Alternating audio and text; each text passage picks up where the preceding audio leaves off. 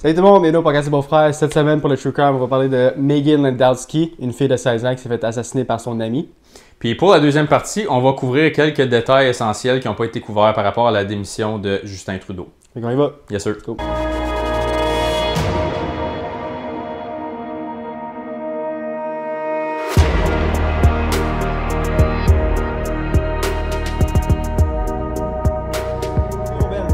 Comment ça va aujourd'hui? Ça va bien, toi? Ça va bien, ça va bien. Ça a l'air que t'es allé aux States? T'es allé aux States, au Target, c'était Ouais. vraiment nice. C'était pas...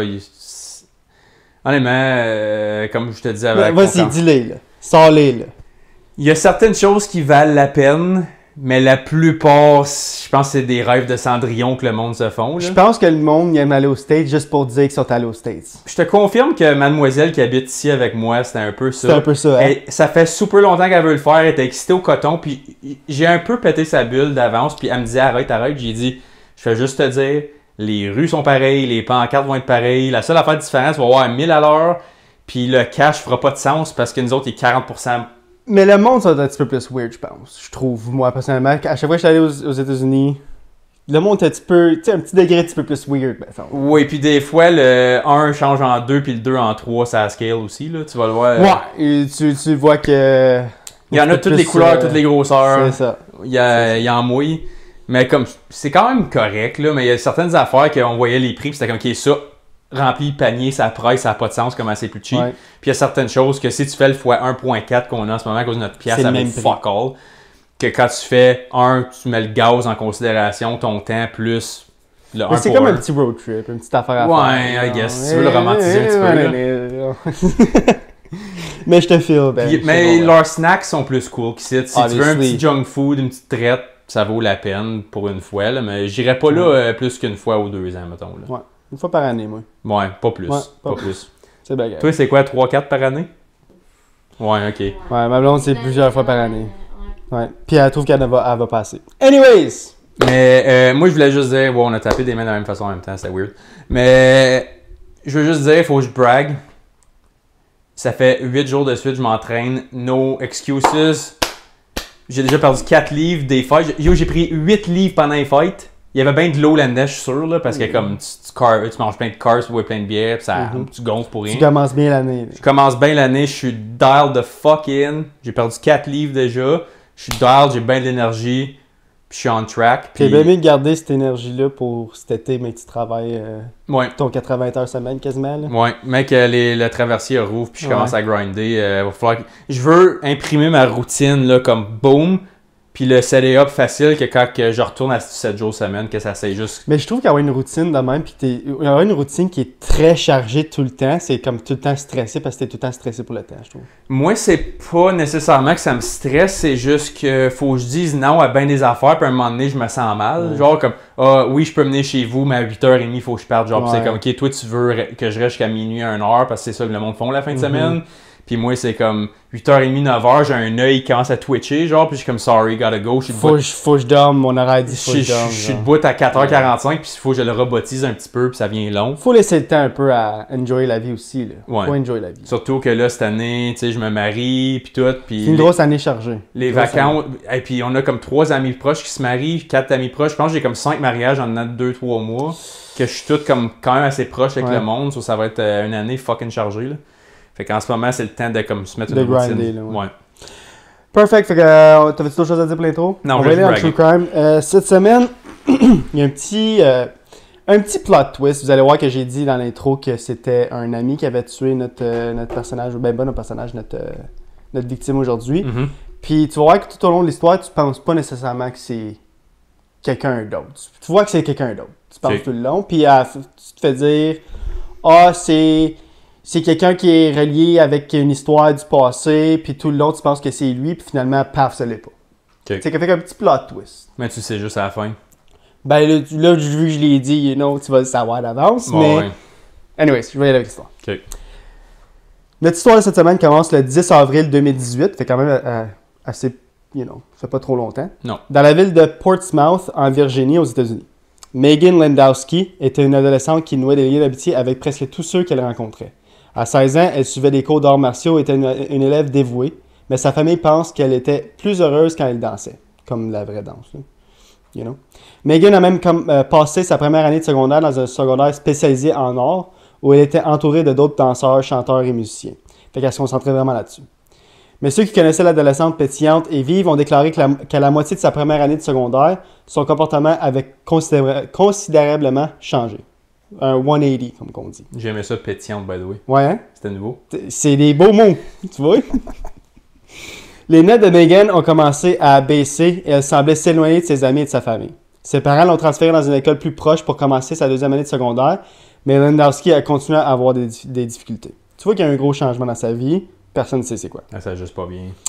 Ouais. Finalement, on sait pourquoi. Le beau-père de Landowski, Chris Short, l'a amené à révéler un secret troublant. Megan a affirmé que le meilleur ami de Chris, Robert Hick, un père marié de 4 enfants, avait eu une relation sexuelle inappropriée avec elle alors qu'elle n'avait que 15 ans.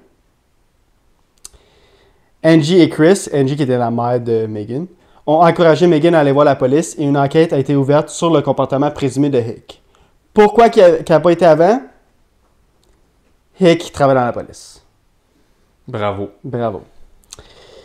Le Naval Criminal Investigative Service a finalement repris l'affaire parce que Hick, un officier des Marines à l'époque, fait que c'est un policier de l'armée, police d'armée, aurait pu être puni plus sévèrement par leur système que le système juridique normal. OK. Tu comprends ce que je veux dire? Ouais. Ouais. Ouais, Hick- parce que, excuse, Non, vas-y. pour ceux qui ne savent pas, moi j'en ai vu quelques-uns. C'est pas commun, mais le système militaire, même au Canada, c'est le même.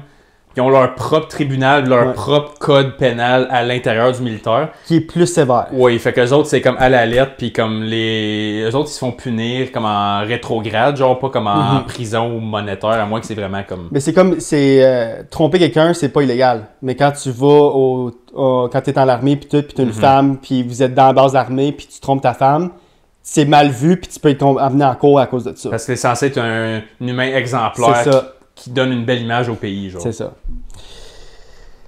Hick, qui a continué à clamer son innocence, était confronté à une cour martiale potentielle qui menaçait de détruire sa carrière. Malheureusement, toute l'histoire a été jetée à l'eau lorsque Megan a été brutalement assassinée à son domicile le 10 avril 2008. Obviously que tout le monde pensait que c'était Hick, right? Parce que, mets-toi dans sa situation à lui. Tu vas perdre ta carrière au complet, puis la seule manière que tu perds pas ta carrière, c'est si la personne qui t'apporte en cours disparaît. Ouais. Qui est arrivé. Fait que là, tout le monde pointe du doigt à Hick, obviously, right? Ouais, c'est textbook, ouais. Textbook, ouais.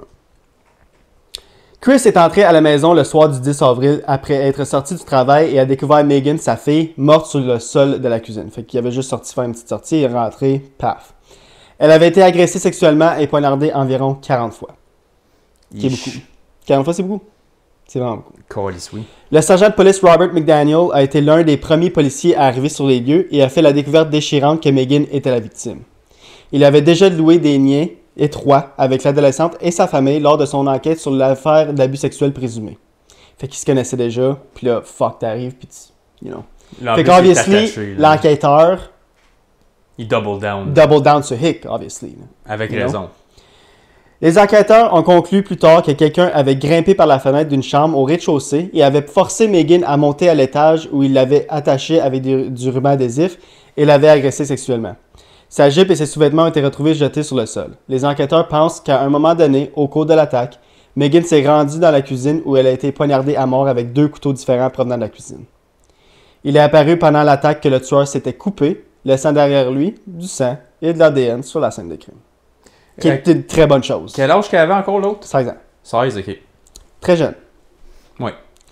Les enquêteurs ont rapidement identifié Hick comme suspect potentiel dans le meurtre, obviously, comme j'ai dit plusieurs fois. Avec sa mort, l'affaire en cours contre lui a soudainement disparu. Tu sais, c'était facile. Tout le monde, y compris les parents de Megan, était également convaincu que Hick avait joué un rôle dans la mort de leur fille.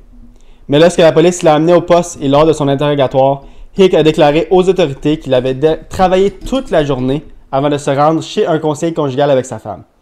Il l'a déclaré dans un enregistrement de l'interrogatoire. Je peux vous dire que depuis le moment où je me suis levé jusqu'au moment où vous m'avez vu, j'étais avec quelqu'un à chaque seconde de la journée. Non seulement l'alibi a été vérifié, mais il a volontairement donné un échantillon de son ADN qui ne correspondait pas à l'ADN laissé sur la scène du crime. Fait qu'il a été enlevé des suspects. So là, c'est blank page, who the fuck is Blank it? page, what the fuck, on était sûr que c'était lui, ça l'est pas pantoute. Comme ça a été de case closed, ça va prendre 10 Facile. minutes cet interrogatoire-là, on a tout. Il a laissé son sang, on pogne son sang à lui, boum boum, ciao la visite. Fini, ouais. Là, Mais non. ok, non, c'est un random. C'était une autre personne, un autre homme. Puis, excuse, y avait-tu, je sais pas si tu vas en parler ou tu l'as déjà dit puis lui manqué, là, mais y avait-tu comme des traces de sperme sur la victime, puis comme ça avait été prouvé qu'elle avait été comme violée, genre?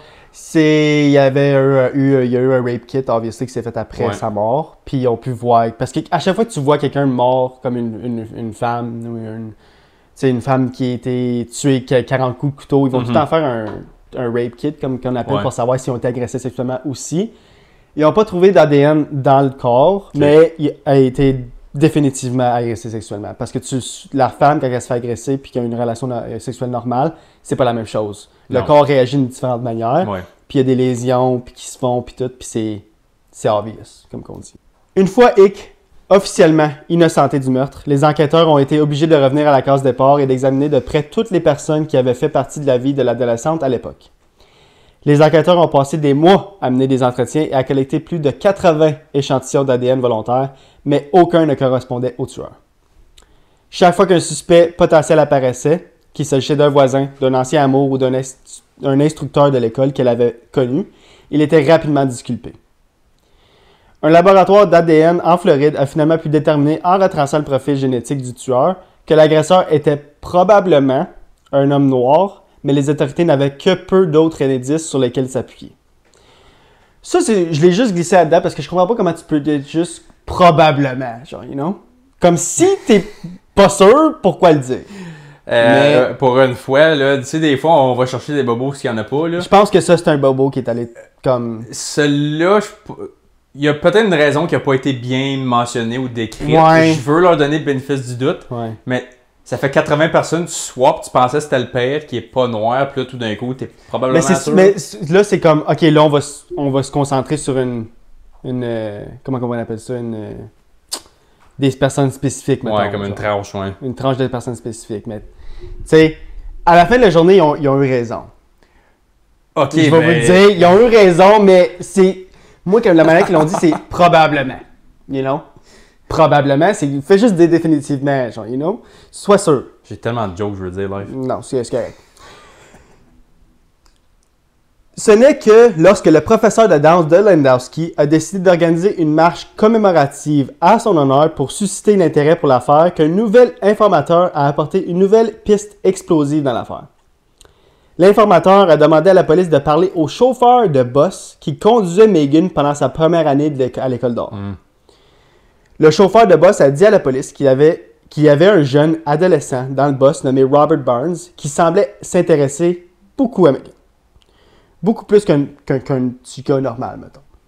Le chauffeur ne croyait pas que Megan ressentait la même chose pour Robert. Megan n'avait peut-être aucun intérêt romantique pour Robert, mais les deux étaient amis et il est même venu chez elle pour passer du temps après l'école à plusieurs reprises. Fait qu'il a déjà été chez eux. Fait que là, comme, ben là, il savait où il habitait. Right? Oui, ok. Fait que là, on va aller parler au petit Robert. McDaniel, qui est l'enquêteur, est allé parler à Robert au secondaire et a dit que même s'il n'avait rien fait de suspect pendant leur discussion, il ne pouvait pas s'empêcher de penser que Robert jouait un jeu. Comme il dit, il avait trop plané son affaire. Mhm. Le lendemain, lors d'une autre discussion à l'école, Robert a accepté de remettre un morceau de sa gomme pour un test ADN, mais les autorités ont été surpris lorsque l'échantillon a montré qu'il avait été mangé par une femme et non par lui. Ok, fait que lui, Il a donné une gomme de quelqu'un d'autre. lui, il se pense vraiment trop smart, là. Ouais. C'est pas vraiment un kingpin, mais tu t'es fourré un petit peu, mon buddy, là. Hein? McDaniel a réalisé que Robert avait, en quelque sorte, échangé la gomme avec un échantillon de quelqu'un d'autre pour tromper les enquêteurs. Obviously, ça n'a pas marché. Comme il savait pas qu'il pouvait voir que c'était une femme qui avait mangé la gomme, sûrement. Mais, to be fair, je savais pas tant que c'était un thing, moi, avec. Moi non plus. Fait que, Je vois, to be fair, il est pas si dumb que ça, le jeune. comme... Ouais, je vais lui donner le bénéfice du doute, mais l'affaire, c'est que j'aurais quand même pas donné quelque chose de salive parce que là, c'est quelque chose d'évident qui se pogne assez facilement. Mais, OK, mais là, pourquoi tu donnes pas ton ADN, right? Mais l'affaire avec la salive, c'est qu'admettons, mettons, on se parle ici, là. Veux pas, mettons, il y aurait une table, on est en interrogatoire, je parle, il va y avoir un peu de salive qui va sortir de ma bouche, puis tu peux quand même swapper. Comme, j'ai déjà vu un case de ça, fallait que je te le trouve, que c'est de même, ça avait été découvert. C'était pendant un interrogatoire, le gars, il s'est fait arrêter sous, puis il est tombé endormi pendant qu'il gardait un interrogatoire, puis il a bavé sa table, puis ils ont pogné un swap pendant qu'il était là, puis ils l'ont fait matcher. Fallait que je te trouve cette histoire-là. Parce que quand tu parles, il y a quand même un peu de salive qui sort. J'avais déjà entendu une histoire en prison, puis que c'était de l'urine, parce qu'il avait pissé sur ses barreaux, puis ils ont fait un swap pour matcher, puis ça a fonctionné. J'avais déjà entendu une histoire comme ça, mais je pense que de la salive, c'est touchy. Puis quand ça vient une table, genre, ouais. Tu sais, il y a plein de monde qui peut cracher sur la table. C'est ça l'affaire. Mais l'affaire, c'est comme je te dis, le gars, ça a l'air, il avait comme dégouliné pas mal, il était passed out, puis il avait bavé, puis on comme... Ouais, peut-être. En tout cas, je veux juste dire, la bave, peut-être pas le meilleur... Ouais, mais l'affaire, c'est qu'il aurait donné l'échantillon de sang ou d'urine ou de bave, il aurait tout été matché. Là. Ah ben oui, oui. Lui, il savait, il fallait qu'il trouve quelque chose, puis la meilleure affaire qu'il a trouvée, c'est de donner une gomme de quelqu'un d'autre. Qui était pas d'homme. Non. S'il aurait donné une gomme mâchée par un homme, probablement qu'il aurait passé... C'est vrai. Sous le radar, là. You know? Ah, c'est pas lui, ça matche pas. Fuck, c'est vrai. Fait que s'il s'aurait pas trompé de sexe, ça en aurait peut-être sorti. Ouais. Peut-être qu'il a pogné la gomme en dessous d'une chaise, là. Puis il a juste été malchanceux que c'était une femme qui l'a mis la gomme en dessous de la chaise. Ok, ouais. Tu sais pas, you know? Fuck, c'est vrai, ça aurait pu mal virer. Les policiers l'ont donc amené au poste et après une brève conversation avec sa mère, Robert a raconté à McDaniel une histoire bizarre sur le jour de la mort de Megan. Pis t'es-tu prêt à entendre l'histoire, mon bud? Vas-y. L'une des pires histoires que j'avais entendues. Qui est l'une des pires excuses. Puis j'en ai dit des excuses de merde, là. Ça, c'est une bonne. T'es-tu prête? Oui. Il a affirmé qu'il avait prévu de passer du temps avec elle ce jour-là, avec Megan. Mais quand il est arrivé, il a frappé à la porte chez elle. Elle n'est jamais venue. Inquiet, il a dit qu'il était passé par la fenêtre d'une chambre et avait trouvé Megan à l'étage avec un homme masqué qui la tenait sous la menace d'une arme. Minute, big, minute. Il a affirmé que l'homme l'avait forcé, lui, à avoir des relations sexuelles avec Megan, puis l'avait poignardé sous ses yeux avant de le menacer et de renvoyer Robert chez lui. Pas un mot, sinon... Pas un mot, rentrez chez vous! Avoue, là, c'était dumb, là. Parce que, ok, admettons, mais, juste faire l'avocat du diable. Mettons que c'est. Non, il n'y a pas d'avocat du diable. Non, mais je fais juste dire, admettons que ça serait pour vrai, là. Mm-hmm. Tu t'en vas pas chez vous, tu t'en vas à la station de police, puis tu comptes ça tout de suite. Puis comme tu t'en vas pas, ton amie, que tu as été souvent chez elle, qu'il y a du monde qui t'ont vu rentrer chez elle à plusieurs reprises, il y a un gars masqué dans sa chambre, toi tu viens de la violer par force, puis tu fais juste partir, puis t'es comme, il va bien la traiter. Non, mais il l'a poignardé sous ses yeux. Son histoire fait aucun sens. C'est tellement dumb. Anyways. Les enquêteurs n'ont évidemment pas cru à l'histoire farfelue, car toutes les preuves, y compris l'ADN, le sang et les empreintes digitales, ne correspondaient qu'à Robert. Fait que les empreintes, c'est le couteau, le sang qui a été retrouvé, l'ADN, comme il a tout matché à lui. Fait qu'obviously, ben oui. C'était là. Les enquêteurs ont également découvert des éléments troublants sur l'ordinateur de Robert qui montraient que Robert est également très impliqué dans un monde imaginaire d'effraction dans les maisons et de viol. Comme c'était ça son fantasy un petit peu. Là. Okay. Rentrer chez quelqu'un qu'il ne connaît pas, voler puis violer la personne. Ouais. Burns avait même photoshopé sa propre photo dans un article de presse sur une femme âgée violée lors d'un cambriolage. Okay, ça c'est fucking comme weird. Un fantasy weird, là. Comme c'est un petit peu poussé un peu loin. Ouais, il y en a qui regardent le hockey quand ils sont bored. C'est ça. Y en a Lui, qui font il photoshop sa photo sur... des articles de viol. C'est ça. Il a finalement accepté un plaidoyer et plaidé coupable de meurtre au premier degré, de tentative de viol, d'agression sexuelle aggravée, d'enlèvement et de viol statutaire alors qu'il n'avait seulement que 17 ans. En échange de ce plaidoyer, il sera éligible à une libération conditionnelle après avoir passé 42 ans derrière les barreaux. Moi, je pense qu'il ne va jamais sortir. 42 ans, il va avoir 59 ans, éligible à parole, à 59. Je pense pas qu'il va sortir. C'est un crime trop grave pour qu'il sorte. Ça, c'est un crime de passion qu'on appelle? Ouais. Parce qu'il y a de la fantaisie, il y a une relation proche. il y a 40 coups de couteau. C'est Guy Turcotte shit, ça, là. Ah, yo, c'est beaucoup. Il était à jeun. Ouais. C'est rough. Puis si sa fantaisie est deep de même à 17, j'imagine même pas. elle va pas s'améliorer dans les Nope. années qui suivent, là, à moins que le gros regret. Mais du monde qui font ça habituellement, c'est Ça a pas pas de des regret, gros là. gars de regret. Non. Ouais, ça c'est harsh. C'est pas une manière très belle de Moi, partir. pour vrai, j'aime cette histoire-là. Je trouve que c'est une histoire un petit peu différente parce que c'est de la pure luck qu'ils ont trouvé le gars. Mhm. C'est de la pure luck qu'il a pris une mauvaise gomme, qu'il a dit il faudrait t'aller parler au conducteur de boss. Puis là, il est comme ok, ben, je vais aller y parler parce qu'on suit toutes les pistes. Puis il est allé y parler, puis il a dit tu devrais parler aux jeunes là. Puis quand il est allé, malgré le fait qu'il a tout bien dit, qu'il avait pas l'air suspect, le enquêteur a quand même dit je vais continuer à voir si je pourrais aller chercher son ADN malgré le fait qu'il était comme ben straight parce que tu sais, juste faire certain. Je trouve qu'on a été chanceux dans cette histoire-là plusieurs fois pour arriver à la conclusion qu'on a eue. Le ou la boss driver mérite une calice de belle raise après ça, une médaille d'honneur. Ouais. Qui a juste été alerte puis qui a vu que ce petit gars-là était weird avec. Parce que veut pas, là, boss driver, tu vois cette personne-là 10 fois par semaine. Ouais. Pendant plusieurs années, si tu as tout administré. C'était un an. Un an, ok. Parce que moi, je m'en souviens. Même pas, la moitié d'un an parce qu'il a été transféré. Ok, fait qu'elle a pick up vite, là. Ça a pas été long. Puis c'était juste durant la première année. L'affaire, là, c'est qu'ils étaient même plus à la même école, les deux. Parce que lui, il allait encore à l'école d'or. Puis elle allait à une autre école. C'est vrai. Et c'est clutch, ça, là. Ah ouais. Ça, c'est quelqu'un qui... C'est de la luck. Ben, pas de la luck, c'est... Comment je pourrais dire? Ben, c'est un peu de luck, mais c'est vraiment comme... Pour vrai, le détective a vraiment fait sa job aussi. Oui, il a pas abandonné. Persister. Ouais. 80 personnes. Il a pris 80 ADN. Il faut que ça te tente. Oh, et puis comme ces 80-là, tu les as choisis comment? Pourquoi tu les as pris? Qu'est-ce qui te faisait justifier comme de... Mais c'est parce que c'est facile quand t'as un ADN, right? Faut juste que tu le matches. Fait que tu matches, t'essayes tout le monde.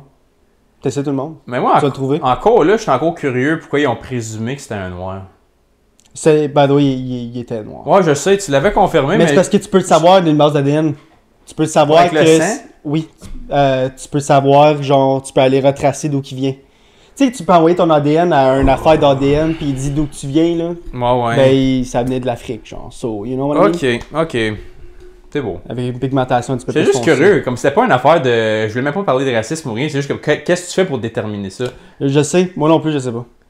Mais c'est... on va essayer de trouver une manière parce que... Ils l'ont dit, mais c'est plus comme probablement qui m'a venu me chercher. Ben, pourquoi probablement? Fais juste le dire ou pas le dire. C'est ça, comme...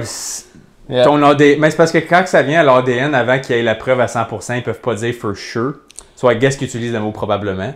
Ouais. Il y a plus de chances que non. Comme, on dit probablement, mais c'est peut-être 99,9 aussi. C'est ça, mais comme probablement, là, c'est après 50%. Parce que là, tu sais que tu flippes un coin puis t'as plus de chances qu'il tombe sur un bord que l'autre. C'est 59,49, ouais. Mais ouais, ok, fair enough. Mais ouais, c'est une bonne histoire true crime. C'est pas une bonne histoire à entendre, for sure. Ouais. Mais comme... Il est déraillé. Moi, je pense qu'il sortira pas. Non, il est pas là. Mais 42 ans, c'est un beau chiffre, je trouve. Mais c'est parce qu'il était mineur en plus. Ouais. Puis il était retrouvé coupable en tant que mineur aussi. Fait qu'imagine, s'il aurait été majeur, ça aurait été prison à vie. 1 an de plus, prison à vie. Ben écoute, après Même 42, pas. après... Il avait 17 ans et quelques mois. Fait que c'est quelques mois d'avoir prison à vie. Ben, il aurait dû, selon moi, être traité en tant qu'adulte. Surtout qu'il a essayé de jouer des jeux pendant comme à pré-procès aussi. Moi, je pense que si ça aurait été en Floride, mettons, Ouais. Oh, il aurait été jugé majeur. zapper, ça, il aurait été jugé majeur. Ah ben oui. C'est fou comment juste la différence entre deux États. Ouais. Ça, c'est que j'aime un peu plus, comme les États qui sont pas assez sévères ou trop sévères, ça a ses avantages et ses inconvénients. Mais en général, j'aime du Canada que c'est fédéral. C'est une personne à Vancouver qui fait le même crime que quelqu'un à l'île du Prince-Édouard, ils vont avoir la même chose. Eye to eye, il n'y a pas de distinction. La Cour suprême, c'est à une place pour les crimes graves, comme les crimes violents, whatever. Ça s'en va direct à la même place. Ciao, c'est pas grave d'où tu viens. Tu peux être à l'autre bord de la rue ou à l'autre bout du pays. C'est la même affaire. Fait que moi, je pense qu'on a nos avantages. La seule affaire qui est différente, c'est les réserves. Là, mais ça, c'est une autre histoire. Ouais, mais ça, c'est... Ouais. Anyways, ça s'est conclu le True Crime de cette semaine. Moi, j'ai bien aimé. Ouais.